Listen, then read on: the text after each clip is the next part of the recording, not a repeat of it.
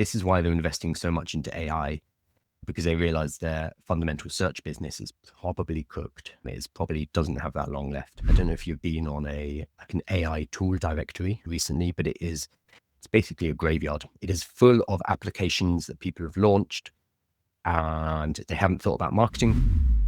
Good morning. It is Wednesday, the 9th of July, and I'm going to be giving a rundown of the latest AI news and updates. I am live streaming on TikTok, YouTube, LinkedIn, Facebook, and Instagram right now. If you're on any platform except for TikTok, you'll be able to see my screen. If you're on TikTok, though, it's much easier to ask me questions and it tends to be more active. Anywhere you are, that's where you are is perfect. So the news today. So the big thing that's going to be happening today, Wednesday, the 9th of July, is the release or additional news. No, actually, I think we're getting the actual release of the new Grok model. So the Grok 4 release live stream is going to be Wednesday at 8 p.m. Pacific time. That is 4 a.m. in London, I think. So I'm going to wait and see how it is tomorrow. So Grok is the model from XAI, which belongs to Elon Musk, and it is the model that is built into Twitter, or X, if you want to call it that. So we're going to get the new version, Grok 4, released today. There is some excitement and also a lot of concern. This is always the case when it's got anything to do with Elon Musk. The excitement is that there have been some leaked benchmarks. The Grok 4 and Grok 4 code benchmarks were leaked, and supposedly it got 45% on humanity's last exam. If you don't know what humanity's last exam is, I'm going to tell you about that very shortly. But this is potentially very exciting because the highest previous score was, I have it here, Gemini 2.5 Pro got 22% on humanity's last exam. If this is true and Grok can actually perform at this level, then it's a 24% increase, which is fantastic. So that will bring it up to 45% in humanity's last exam. So HLE, or humanity's last exam, I'll actually show it to you because it's interesting. It's a data set of, I think, 2,500 questions, with the idea being that if you can master all of these questions, if you can have the breadth of knowledge to answer everything in this, then we potentially have reached AGI. There are definitions here that get in the way, but here we go. Benchmarks. Humanity's last exam is a multimodal benchmark at the frontier of human knowledge designed to be the final closed-ended academic benchmark of its kind with broad subject coverage. The dataset consists of 2,500 challenging questions over 100 subjects, and we publicly release the questions while maintaining a private test set of held-out questions to assess model overfitting. So this is really important when you're doing any kind of benchmark, is that you make sure you don't give the answers to the AI model. Because if the AI model has the answers within its data set, then of course it's going to be really good at the exam. So you need to hold out some of those questions, some of the data, and train the model on other data so that it can answer the held out private questions. Humanity's last exam, at the moment, the best model is Gemini 2.5 Pro, which has an accuracy of 22%. So it's still relatively low on this examination. If you can see the screen, you can see what kind of questions. Gosh, here we go. So here's a question. Hummingbirds within, I can't even read it. I'm not smart enough to even read the questions in humanity's last exam. I just see a question. Stefan is asking, are the questions publicly available? Yes, they are. If you go to agi.safe.ai, you can see all of the questions. So I'm going to read one. I'm going to try and read one, but I'm not smart enough to even read it, let alone answer it. Hummingbirds with apodiforms uniquely have a bilaterally paired oval bone, a sesamoid embedded in the quadrilateral portion of the expanded cruciate aponeurosis of insertion of M. depressor chordae. How many paired tendons are supported by this sesamoid bone? Answer with a number. I don't know about you, but I do not know the answer to this question. And then next to that, there's a classics question, which is a representation of the Roman inscription originally found on a tombstone. Provide a translation for the Palmyrene script. So Diem Regina Libertere Convince Barates Palli, etc., etc. A transliteration of the text is provided. So these are questions that have been put forward generally by academics. So this Latin classics question is from Henry T. from Merton College, Oxford, and the ecology question about hummingbirds is from Edward V. at MIT. That's a nice rhyme there. So it's 2,500 questions of this ilk. I'm looking at some mathematics, computer science questions, very high-end questions. And so far, Gemini 2.5 has done the best with 22% of the answers correct, which is pretty good. So what we have seen, and we'll find out later today, but apparently the new Grok 4 model, there has been a leaked benchmark and it got 45% in humanity's last exam. If that is true, then this is a huge leap forward. It may not be true. This may be complete and utter nonsense. It might be made up. Or the subtler reason might be that it's been overtrained and overfitted to the humanities last exam. So it's a form of cheating, basically. So you can train a model to be very good at one thing, but that doesn't actually mean that it's getting any closer to intelligence. Obviously, it's a sticky word here, but it's just a way of basically training to the test. I don't know if you did A-levels or GCSEs. That's what I personally did. I was very good at learning what we needed to do in the examination and nailing that in the examination. Did I learn better by doing that? No, probably not. And it's exactly the same with an AI. So we will find out because we're getting Grok released later today. It will be overnight in the UK or 9 p.m. in California. So we will see. Now, obviously, this has been attenuated somewhat, the excitement, because yes, we have a cool new model coming out, Grok 4, fantastic. It's always exciting when we have a new model. But over the last few days, Grok belongs to XAI, which belongs to Elon Musk. Grok has been extremely anti-Semitic and racist, and it's been calling itself, I think it was a Nazi bot and stuff like that. It's gone off the rails in the last few days, so much so that it's made NBC News here. So the AI chatbot Grok, which is produced by Elon Musk's XAI, wrote numerous anti-Semitic social posts Tuesday after the artificial company released a revamped version over the weekend. So this is not Grok 4. The previous version just got an update, and it's made it incredibly problematic, unfortunately. They don't go into details, which is probably for the best. I don't really want to spread it around, but it was basically being horrendous and it was saying terrible things. It also took on the role of Elon Musk at one point, which was very bizarre. It started to talk as if it was Elon Musk, which is odd. There's some weird things going on in that custom instructions in the back there. So yeah, great that we have a new model. Great that it's maybe going to nail humanity's last exam. But should it be Grok? And do we trust Elon Musk to push forward a model that is going to be helpful for humanity? Maybe not. I saw a post from Peter Yang, Peter Yang dug into the system prompt for Grok, and he found this. It's written literally in the system prompt. Anyone can look this up. There's an instruction to Grok, which is the response should not shy away from making claims which are politically incorrect as long as they are well substantiated. So this comes to the question of guardrails and how responsibly we use AI. So this is the question of alignment. When we prepare a model, when we prepare a base model with the pre-training, it doesn't come built in with guardrails because it will be trained on the internet and whatever sources we give it. So the second phase of training a large language model like Grok or ChatGPT comes from applying these guardrails, from aligning the model so that we can make sure it doesn't say things that are dangerous, like it won't tell you how to make a bomb, for example, and also that it doesn't spew hate. So this is something that it looks like Grok and XAI are less interested in than many other models, especially Anthropic, Claude, for example, and ChatGPT. Elon Musk and supporters will say that this is because it's about freedom of speech and we want an unfettered, uncensored model. But the flip side of that is you can get a model that spews hatred as well. So it's a very difficult balance. How much alignment, how much control should we put over artificial intelligence models? And it is a decision that needs to be, at the moment, made by human beings. So any decision that's made by a human being is going to have its own biases inbuilt. So yeah, the responses should not shy away from making claims which are politically incorrect as long as they are well substantiated. That is the explicit instruction to Grok. And there's another one. Apparently this was removed.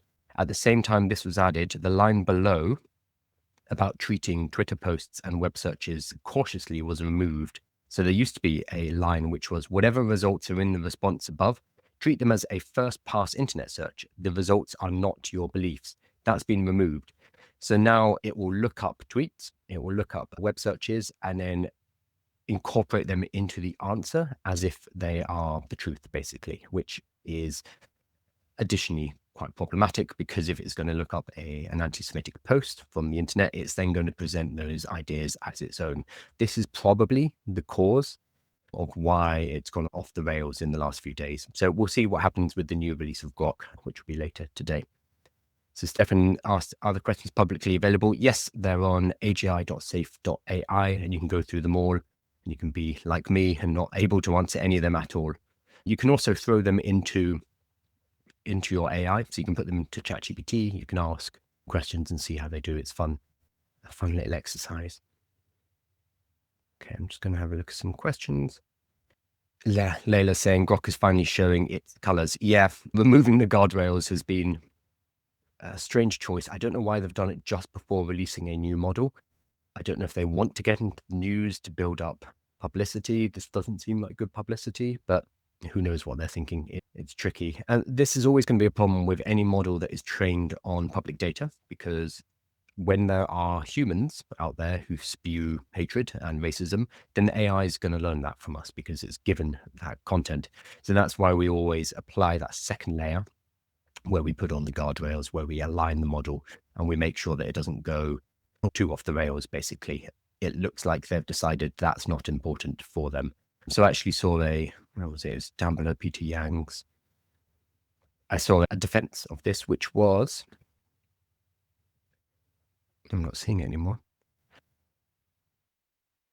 Transparency. I'm not seeing it, but there was somebody defending Grok's behavior, saying that XAI, the way they build is to push out new features very quickly. They very quickly out into the public to see what happens, and then they make changes very quickly. That was the defense, which it could be made, but it's basically saying instead of building slowly and carefully in private, they push things out and they let the public decide what's right, what's wrong, and then they make changes based on that, which is a valid way of building a company.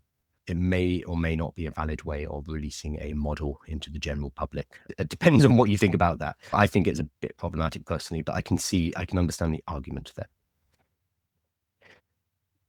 Okay, so the other big thing that was happening, and my gosh, there's a lot of adverts.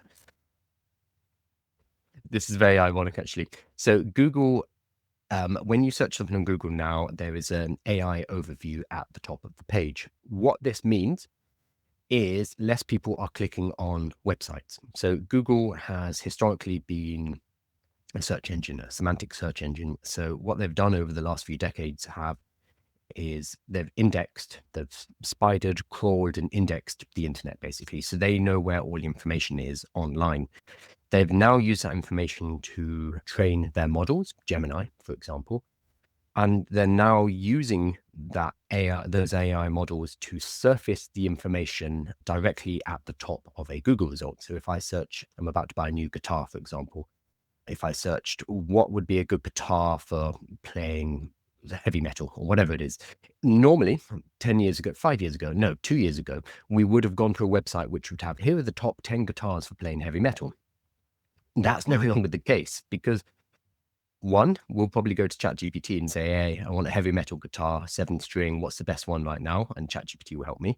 If I don't go to ChatGPT, which a lot of people are doing, they're changing their behavior, I'd go and Google would actually give me an answer at the top of the page. It would go ahead and say, oh, what you want to get is a Jackson or a Schecter, and it would give me the details without me clicking through to that website. What this means is all these people who have created websites like blogs, directories, review websites, example, they are not getting the clicks anymore, and they rely on the clicks to drive their businesses. But now, because Google has basically taken that information, trained their models, and then put it at the top of Google, people do not need to click through on the results. That's a problem. So Google's AI overview has been hit with an EU antitrust complaint from independent publishers. Now, the reason I was saying this is ironic is that this news article is from Reuters. Reuters is a news agency. Their model relies on people clicking through to their website, and that's how they make money. So if you can't see my screen right now, what I'm seeing is, yes, the article, but it is also covered in adverts. It's absolutely covered. It's very hard to read because it's covered in adverts. This is another reason why people don't want to go to websites, and they are happy to use AI overviews, because going to a website nowadays in 2025 is an absolute ball ache. You get your cookie pop-ups, you get oh, actually, do you want to support us? Oh, you've got ad block turned on. Maybe you should subscribe. Okay, fine, that's fine. And then you go through, we're going to show you lots of adverts now. It is a terrible experience. So no wonder that people are just using AI overviews rather than clicking through. So the irony of what I'm seeing right now is extremely funny. So here we go. AI overviews. Can't even find the information because it's squished between adverts for bedroom storage. Google's core search engine service is misusing web content for Google's AI overviews in Google search, which have caused and continue to cause significant harm to publishers, website owners, including news publishers like Reuters, in the form of traffic, readership, and revenue loss. And so this is the lawsuit that's going ahead. So if you run a website, you might have seen this yourself. I know a lot of people who run affiliate websites are in trouble right now because people are not clicking through. They are looking at the AI overview. If you go on Reddit at all, if you go on /SEO, r/entrepreneur, etc., there will be a lot of people saying, hey, my website's traffic is down. Does anyone know why? Or they've worked it out and they're like, oh, people aren't clicking on my website because they're looking at the overviews. So here's one, for example, Google has stolen 90% of my revenue. They've actually deleted the post, but one of the commenters says, welcome to the zero-click internet. What's going to happen to all of those websites that people have worked so hard on? Yeah, we do not need to click through to get the information that we need anymore, because it is boom, right there, which is good for the user, the person who wants that information. It's good for Google because it keeps us on Google looking at the AI overview, but it is bad for the people who have created that website in the first place, the people who rely on that traffic to generate revenue, either through advertising or by affiliate links on their website or selling things directly on their website. They're being cut out. So the problem here is, who's going to make new content? Who's going to make web pages? Who's going to write blog articles?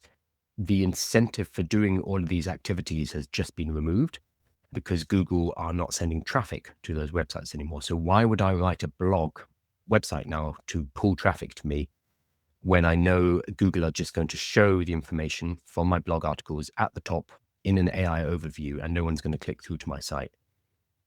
This is the big problem here. So Google are, I think, being a bit short-sighted here. They are in trouble because 80% of Google's revenue comes from search. And if people don't search anymore because they're using AI, then Google will cease to exist. As we know, yes, they have telephones, yes, they have Gmail, et cetera, et cetera. Those don't make as much money as search. Search is about 80% of their revenue. So what they're doing is trying to fix that problem, but that's just kicking the larger problem of what does the internet look like down the road. Basically, the idea of having websites, the idea of publishing information becomes less and less valuable in the world of generative AI. Google can make some money in the short to medium term by continuing to get people onto Google for using AI overviews.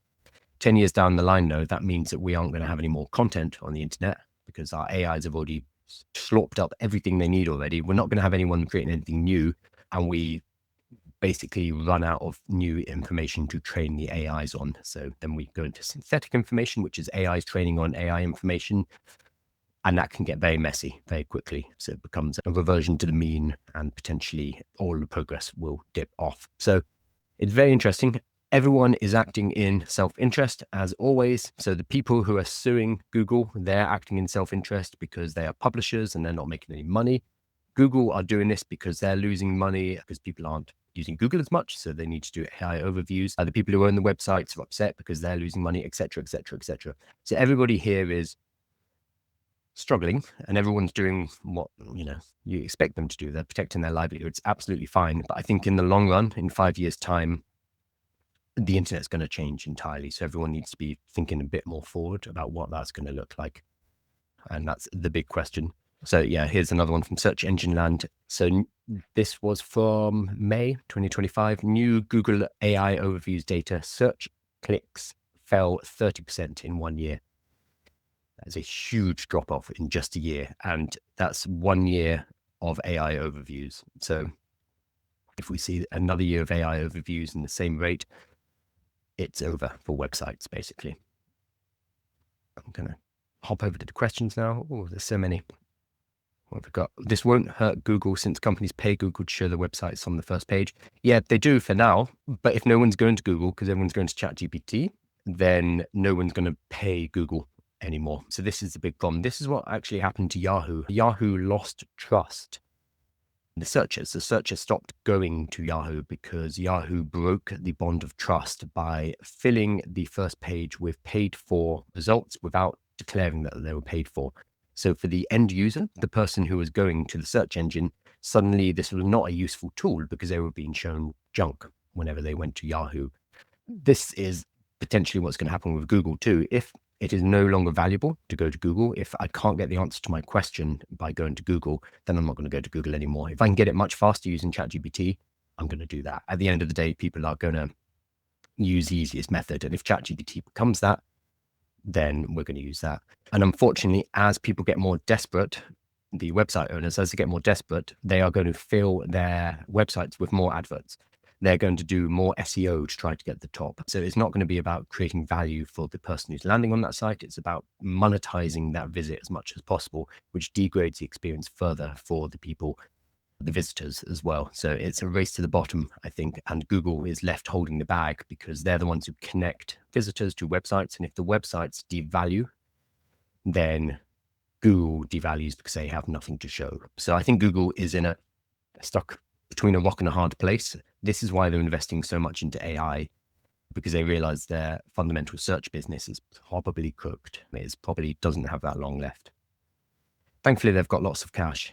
Freddie says, personally, I can't visit a site full of ads. Yeah, so I have an ad block. I'm looking at my computer right now, and when I was trying to read the Reuters article, even though I have an ad block, it's an absolute mess. It was hard to read the article, which is very funny because the irony of a news company who relies on clicks to drive revenue complaining about AI overviews when I know the AI overview is going to give me a better experience than coming to their website. So it is ironic, unfortunately. I use ChatGPT a lot, but how do I stop from using M dashes without prompting every time? So you can add it into the system's instructions. It will still slip them in, so you still need to check. I find Claude much better for this. I personally use Claude over ChatGPT for whenever I'm doing writing or helping with writing because I find its written style better. There's in either Claude or ChatGPT, add in your custom instructions, things like do not use M dashes. I also have used British English because otherwise it will, as you can probably tell, I'm British. Otherwise it will go to American English. So you can add in all of those little things that are important to you. The other thing you can do is you can set up a project. So if you do a certain type of writing again and again, so if you do social media posts, for example, you can put them in a project. You can give that project custom instructions as well. And then when you have successful writing samples, you can add them into the project knowledge. So it's, this is what it should look like. This is what a good social media post looks like. So then at least it has references it can refer to. And again, if there are no M dashes in those references, it's not going to duplicate that style. So that's just kind of belt and braces by doing it inside a project. And then finally, manually check. We can't fully pass over all responsibility to AI just yet. We still need to do some checking. Laughing Truth says, I use Lovable and just built my first functioning app. Awesome. That's so cool. Yes. I need to know what the easiest, I think your question was cut off. A mobile app, looked at Firebase, etc. Oh, okay. So you can build mobile apps on Lovable, I believe.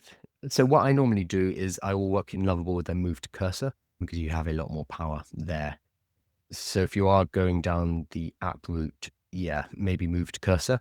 It depends if you're doing an Android app or if you're doing a iOS app as well, because iOS has its own ecosystem. Check out a guy called Marcin, because I know Marcin just did this. Marcin AI, Marcin Teodoro, I think his name. I hope I'm saying it right.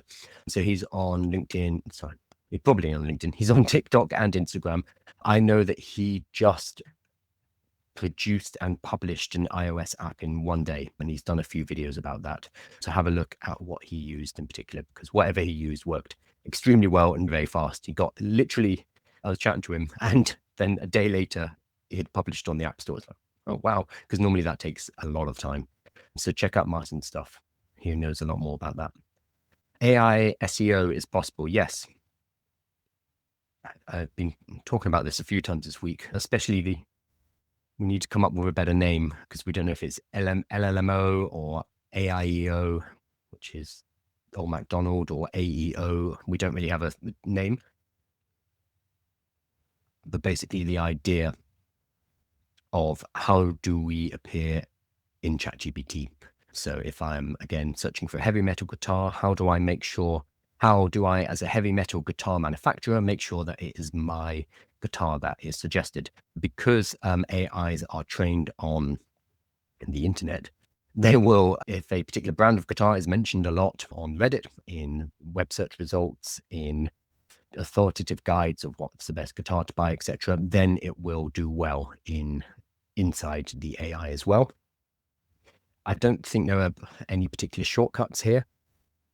There are things like make sure you are listed on Bing Webmaster, because that's what ChatGPT does. ChatGPT's owned, or not quite owned, but Microsoft have a 49% stake in OpenAI.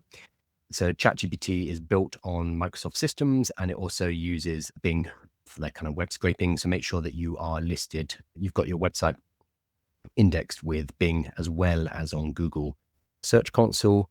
And then make sure you have things like schema, basic SEO optimizations, and having links and having people talk about you. And the kind of things that we do for SEO seem to be relevant for appearing in ChatGPT as well. I'm sure there are little hacks that probably work and can get you there really quickly. But if it's anything like SEO, they will not work for very long. So I think in the long run, it's always going to be about just producing a lot of value and being known to people and being helpful to people and having other people talk about you as well. Putting out value into the world generally is the best way to build something that's sustainable. And that's going to be the same on ChatGPT as well. Should I be focused on building an agentic AI app instead of a website? It depends what your goals are. Is this for building a business? I think that websites are increasingly less relevant. Again, it depends what the business is. Often you'll need a website for people to check you out. Basically, it becomes a piece of social proof. So someone can at least go to a website and be like, okay, yeah, that's fine. They exist. They are an entity. They are a company. So that's still very useful. It's almost like a business card. It doesn't drive the business per se, but it becomes an element of legitimacy for a business. So I think websites still have a purpose like that. In terms of driving the business, though, websites, a lot of businesses do not rely on websites for that. And so websites can drive business if you rank well on Google, so search engine optimization, but that's just one of many marketing channels. There's also social media marketing. There's also UCG, so UGC, user-generated content. There is advertising, so using AdWords, using meta ads, etc. There are many ways to drive an audience and many ways to drive customers into your business. So Google SEO is just one of them. So if building a website and ranking for search is a core part of your business plan, then yeah, maybe you still want to look at getting a website. However, looking at what we're doing right now with the drop in clicks, with the drop in search, I would say it's probably not the best use of time. It's probably a risky way to build a business, knowing that this is a channel that is potentially collapsing from under our feet. So I'd be looking at other things like social media marketing. If you're building an agentic AI app, so we can all build stuff with AI now. That's a really exciting thing, but we need to get it in front of people. I don't know if you follow Greg Eisenberg, but he talks about the fact that now that we're in the age of builders, that we can code something up in Lovable, in Cursor, that the barriers for entry for building are collapsing. That means there's even more competition. There's even more people putting their ideas out into the world in a physical form, a digital form. What that means is distribution becomes more important than ever because it's very noisy. I don't know if you've been on an AI tool directory recently, but it's basically a graveyard. It is full of applications that people have launched and they haven't thought about marketing. They haven't thought about who would want it. They haven't thought about how they get the word out. They haven't thought about sales or anything like that. There's no business behind it. It's just, hey, I built an app. Do you want to use it? And crickets, because there are so many other people doing that at the same time. So whether you build a website, whether you build an app, whether you build a community, whatever you're building needs to sit within a business plan, and AI has not changed that. It still needs to be a good business plan. We just use AI to leverage our work and to work faster on that business plan. But business fundamentals are still in place. The boring stuff, unfortunately, but really important. Google has done with AI exactly what it did with social media. Doesn't understand it. Yeah, do you remember what was their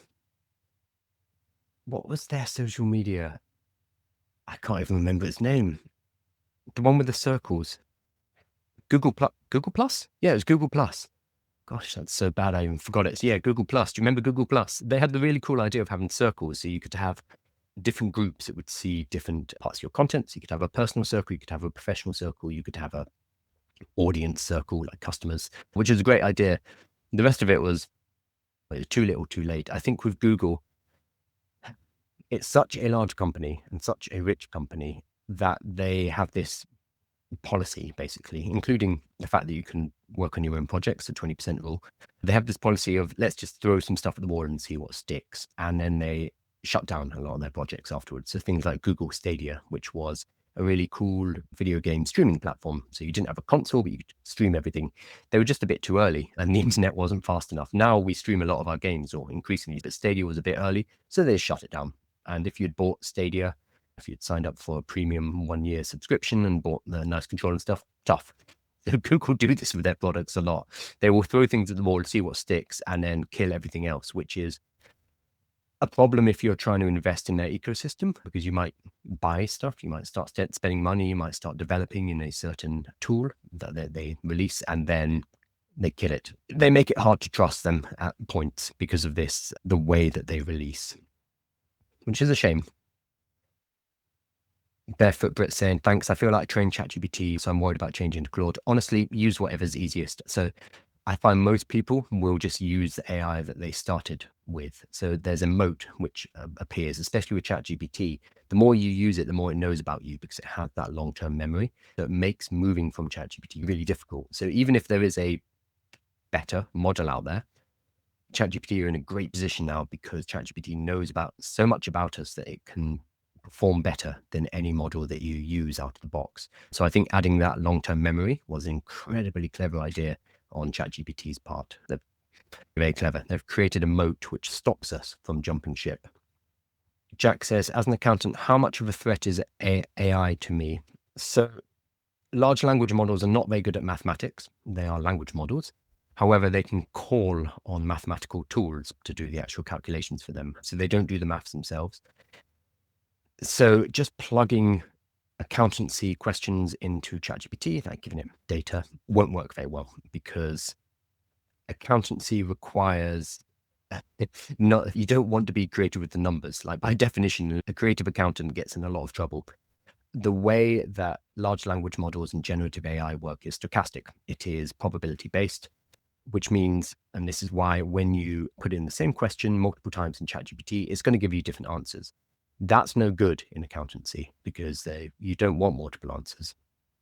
That said, there are AIs being developed which have a lower temperature, so basically a lower creativity, for want of a better word, which can perform these tasks very well.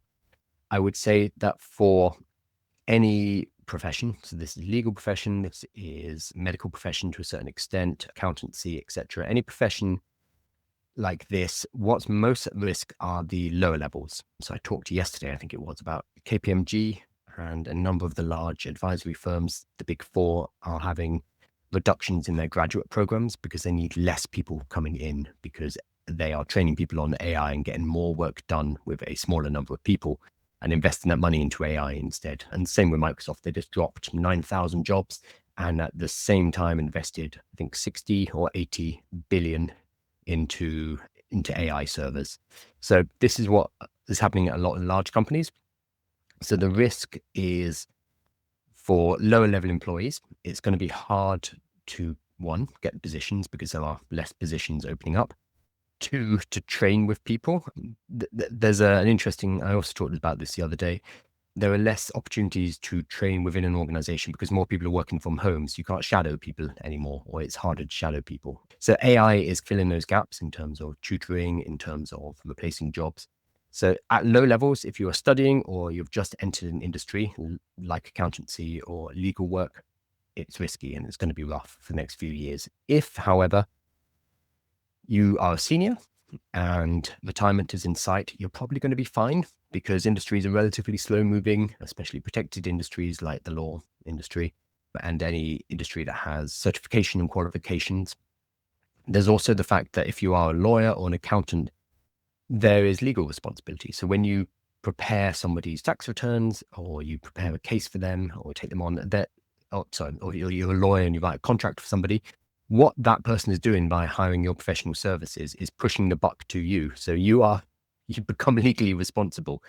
AIs cannot at the moment. So that is another reason why some professions will be protected, because we still need somebody, a human being at the end, who is liable, whether it's an accountant or a lawyer that we have hired. So this will slow it down a bit.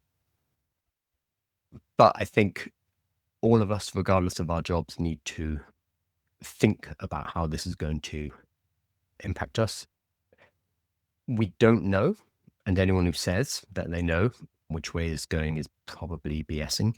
What I would say is, regardless of where you are, it's a good idea to have multiple options open. So if your only income and the only cash that you use for your house and your family and living comes from a job, that's one source of income. So if we were building a chair or a stool, you wouldn't do that with one leg because that's very imbalanced. So it's a good idea to be looking at how can we flesh out our income streams? How can we get other sources of income coming in? There are many different ways to do this. Starting a business, starting to consult, advisory, teaching people about artificial intelligence is a good one right now. But basically setting up other ways to make cash so that if our salary, our 9-to-5 job, does come under risk or it gets removed from us, we have options. I think that's the only thing that we can do that is proactively useful, because we don't necessarily know where we're going and we don't know the timelines either. Oh, so I'm just scrolling through. Did you see the thermal video of Grok data centers? No, I didn't, but I imagine they are fairly scary. Let me have a look. Because the Grok data centers are gigantic. I'm not seeing anything too scary. It's a gas vents. If you show me the reference, I'll be able to look that up. Google Plus. Yes, thank you, Phil. Jack says they also had Google Duo and Allo. See, this is what I mean. Google have had so many products and they've just disappeared into the ether. There's actually a website about like dead Google projects. It's very funny. Nick saying, love the green screen setup. This isn't green screen. This is my messy front room, unfortunately. Kent Clark, not Clark Kent, but Kent Clark says, brother, do you have any tips on copywriting AI images? I think it depends where you are. It depends where you are, but legally, right now, AI art or AI images cannot be copywritten. I'm just checking what the current law is. I think it depends. It would depend on your jurisdiction, but as far as I know, AI art cannot be copywritten. Here we go. AI images cannot be copyrighted. However, the works they appear in, e.g. storybooks, graphic novels, would have a copyright attached to the rest of the work. AI images can be licensed for use, and the type of license will depend on the app you're using, and the license will have them to produce commercial works. So Midjourney only allows images produced within the apps to be used commercially if you generated it, and if you generated it under a subscription plan for them, so you have to pay them. So images produced under the free plan or images produced by other people may not be used by yourself commercially. Okay, so if you are creating an image, basically you don't have any legal rights to it. It's going to be, if anyone has any legal rights to it, it's going to be the company who helped you to generate that AI image, whoever created that model.